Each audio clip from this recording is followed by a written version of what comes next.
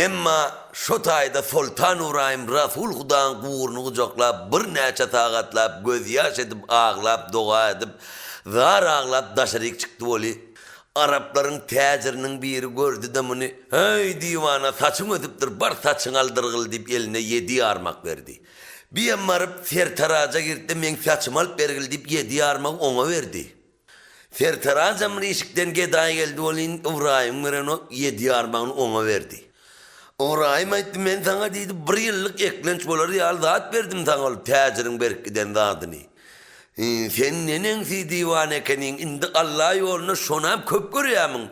Sen bana verdin, sana veren eçiliptir, menemin de ona çilmeyin mi deydi. İndi men pulum bayzadın bakil ıskanar, ne hilen adam sen deydi. Vah men yine öz dilimden bela aldım deyip bu taydan çıktı da asta düşelgeden düşüp öz gedayçılığa arkan bilen bir orok düştü.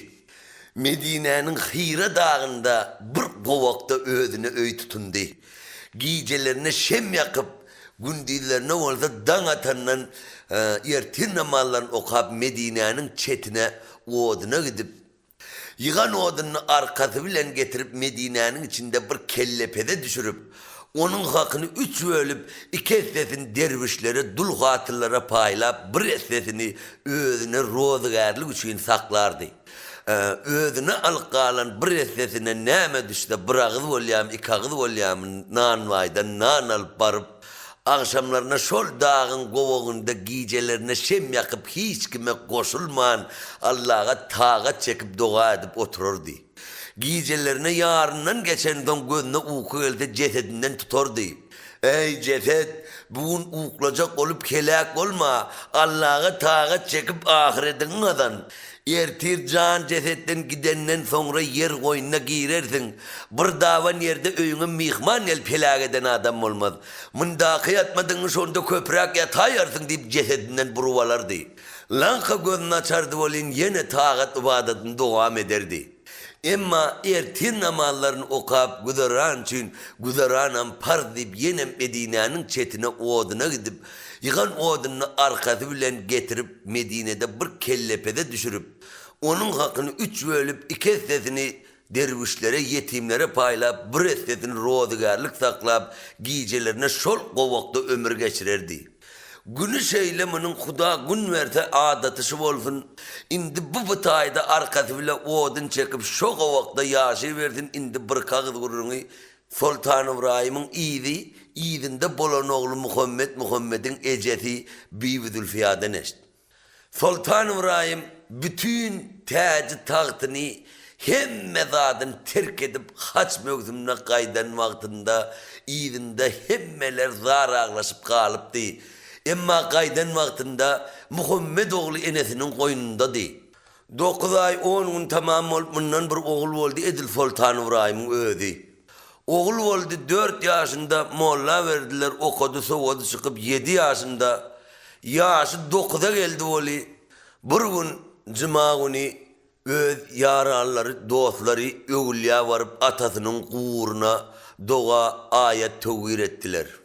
Bir yamakşam öyüne geldi de eyene menim atam kuğurunu görkez atamın kuğurunu menem deydi atamın kuğurunun başına varıp hatım tahir edecek ayet tevhir edecek doğa edecek deydi. Oğlum senden gidilip böründe adım bolmadık ışaradı indi sana bugün yağdırmalı oldum aytmalı oldum oğlum deydi. Senin oğlum belki dünyada var sen atan oğlum deydi. Bu tacı köşkün menin de eyem bu görünüp duran zatlan eyeti bu şekerin sultanı senin atan Sultan İbrahim de oğlum dedi. Meni de terk edip seni de bu tacı tahtını terk edip Mekke mevzumuna gitti. Bundan 4 yıl ol haca var gelen adamlar bir arka odunun aşağında Sırdaklı Sultan İbrahim görürler var. Ondan beri o havar eşlenmede 4 yıl oldu. Ondan beri atağınız bağ mı yok mu bileme oğlum deydi. Köne derdim kozgamağıl atağın kuğuru bu ülkelerde bolmaz deydi. Derdi tezden gelip yerinden turup enesinin ayağına yıkılıp ene ruhsatlar atam deydi anı görmesen bolmaz deyip zar ağlayıp bir söz deydi.